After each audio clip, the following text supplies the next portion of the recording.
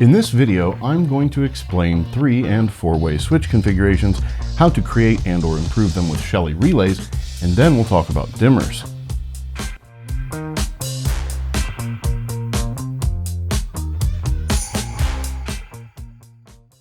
In a hallway, stairwell, or large room with multiple entrances, being able to control lights from more than one location is awfully handy, but it can make installing smart relays a little challenging. In order to figure out the best way to wire in smart relays, you need to know how 3- and 4-way switching works. Don't worry, it'll seem obvious once you see it. If you already know, hang tight, bear with us for those that don't. First, hopefully everyone knows at this point that there are 2 wires minimum required to power any circuit, a hot and a neutral. In all wiring scenarios we'll discuss, the hot is the wire that gets switched and the neutral goes directly to the fixture. So how do you create an AC circuit controlled by more than one switch without them both needing to be on for the light to be on? The answer is travelers. Travelers are just 2 wires that are both hot wires, but in opposite states at all times. One is on, one is off. They trade places being the on and off wires when the switch between them and the power source is flipped. The simplest and most common configuration using travelers is the 3-way setup.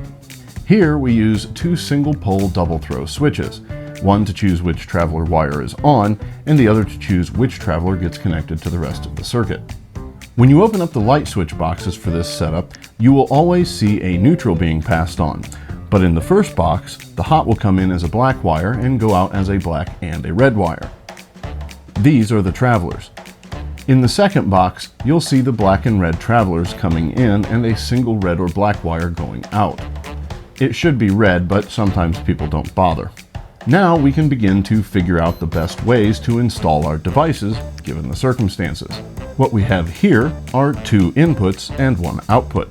Even though we don't need the second channel, if we can stay below a 10 amp limit, 8 realistically, the Shelly 2PM is ideal because it gives you the extra input and still has the ability to open or close the circuit.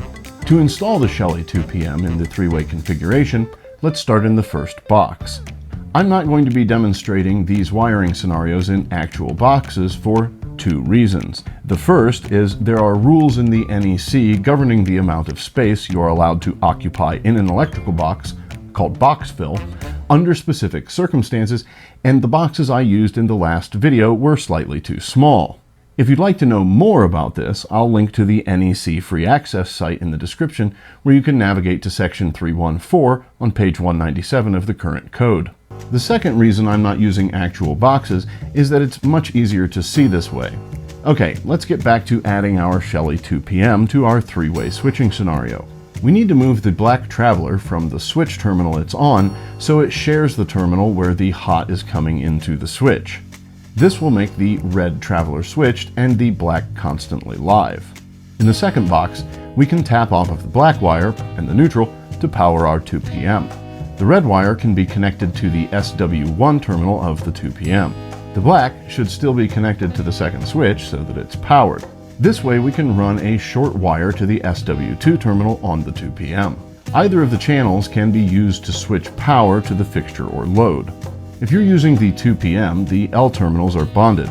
If you need to use the higher rated 1PM, you'll wire it the same way, but you'll need an I4 to run the switches to, which will also need power tapped from the hot and neutral.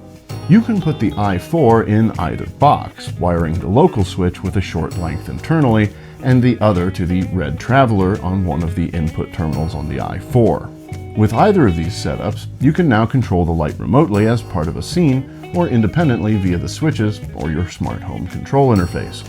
I'll show you how to set up lighting groups and other more advanced controls, but before I do, we have to take a look at 4-way switching. 4-way switching is really just any configuration of 3 or more switches. We're still going to use the 3-way switches, single pole double throw, as the first and last switches, but we're going to use a 4-way or double pole double throw switch in the middle. This isn't an ordinary double pole double throw switch though. It has a secret. What's the secret? It reverses polarity. If you take a double pole double throw switch and connect one pair of outer contacts or outputs to the other pair but crossed over, you can then connect the inner contacts or inputs to your power source, and when you flip the switch one way or the other, it swaps the output sides the inputs route to. This is a rudimentary way of reversing a DC motor as well, but we're not doing that right now. Because the switch just swaps the wire order coming in, it serves the same function as the first switch. It swaps which next traveler is live, while the last switch in the chain decides which one to route to the load wire. So how do we install a relay in this situation? Like the three-way setup, the first box will have a black hot and white neutral coming in. Also like the three-way setup, there's a neutral going out as well as a red traveler and a black traveler. The last box is the same as the second box in the three-way setup. There are 3 wires coming in, a neutral and 2 travelers, red and black, and 2 wires going out, a white neutral and a single black or red hot wire. The middle box is going to be different, of course. The middle box will have 3 wires coming in and going out because there are travelers on either side. I'll show you how to tell which ones are in or out shortly when I talk about testing and locating various parts of the circuit. Again, similar to the three-way configuration, we need to make the black traveler constantly live and use the red wire to pass the switch state. Since we can only pass one switch state at a time, we'll need to use a Shelly I4 for the 3 switches. The first switch will power the red wire going to the second box, which is where we'll put an I4 and wire the second switch to it locally. The third switch is going to power the red wire between the second and third boxes and be wired into the third input on the I4 in the second box. Hopefully you can see what I just said in the diagram easier than it was for me to say it. Lastly, we'll put a 1 p.m. in the last switch box to toggle the load wire. No matter the number of switches, in this configuration, you'll need an I4 for every 3 switches and a Shelly 1 or 1 p.m. to control the fixture. I recommend this configuration above anything else. If you don't know which boxes are at what end of the switch chain, there are a couple helpful ways of figuring it out. The first isn't always true, but it is usually true, and that's the switch closest to the light is the switch wired last before the light. The first switch is the opposite. If you really want to make sure, you can test using the following information. If there are 2 bundles of wires and one of them has 4 wires and the other has only 3, you're either at the first or last box. If the hot wire in the bundle with only 3 conductors is red, that's most likely the last box. Otherwise, there's a chance it could be either.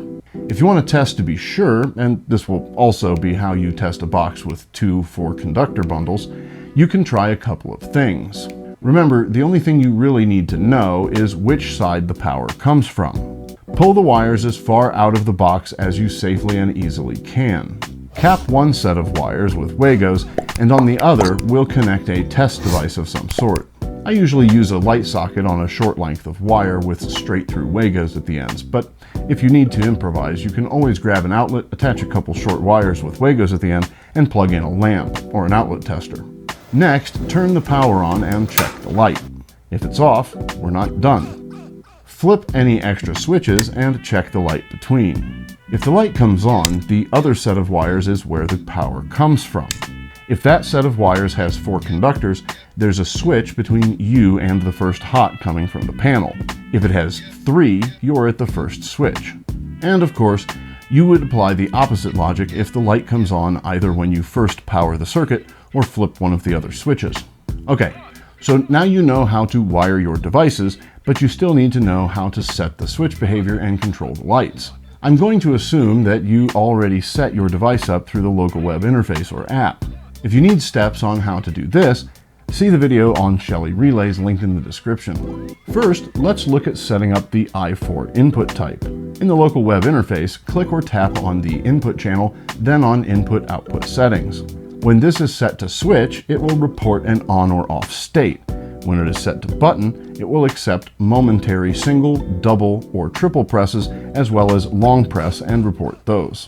Using a switch in button mode would be annoying and prone to error, so don't do that. There are several ways to set up controls and devices, but I'm going to stick to a couple fundamental methods that you can just adjust or mix and match as suits your needs. First and simplest is actions. You can create actions to do all sorts of things with the outputs on the local device or remotely through webhooks. If you want to control a Shelly device via URL, the simplest way is through the device API. Remember, if you're not using authentication, the device could be controlled by anyone who is connected to your network. Just be aware of the risk. If you're concerned about this risk, you can either set up authentication on the device or separate and isolate your devices using a subnet, VLAN, or dedicated physical network. If your device has inputs, they will be available for triggering an action, as will any associated BT home devices. If your device has outputs, they will be easy to toggle or set through the actions. If you're using the app, you can directly control the relay, add the light to a group that can be controlled all at once under the All Groups tab, or add it to a scene in the All Scenes tab. In the device itself, you can create timers, schedules, actions, or scripts to control the output or listen for events. If you're using an i4, you'll be able to create actions triggered by your switches that trigger events. You can also easily assign any switch to any lighting group, or scene that you want through the Shelly app. If you're trying to control multiple devices directly from the i4, you can do so simply by adding the API endpoints or webhooks for the devices you want to trigger to the end of the action. There is an endpoint to toggle outputs, so all you need to do to emulate the original functionality of the switches is use that endpoint in an action-triggered event when a switch is flipped on or off. You will need an action for on and an action for off, at least for now. There's no toggle option. Shelly often adds more flexibility for little stuff like that with their firmware updates, so it probably will happen. Now, let's take a look at components. There are two categories of components: user-defined or virtual components and BT home devices. Any given Gen 4 device can have up to 10 components total. Components can also be grouped on the device. User-defined components come in 5 types: Boolean, number, text, enum, and button. You can use these components and component groups to enhance your actions or scripts, as well as Home Assistant automations. I'll probably be doing deeper dives into actions and scripting in other videos, and I'll get into much more detail about components and key value storage as well. Now, let's talk about dimmers. We'll start with the Shelly Plus Wall Dimmer. This is a wall-mounted smart dimmer with a built-in slider interface. As of now, it's the only Shelly dimmer that allows physical sliding control. Shelly seems to add several devices per generation, so that may change in the future.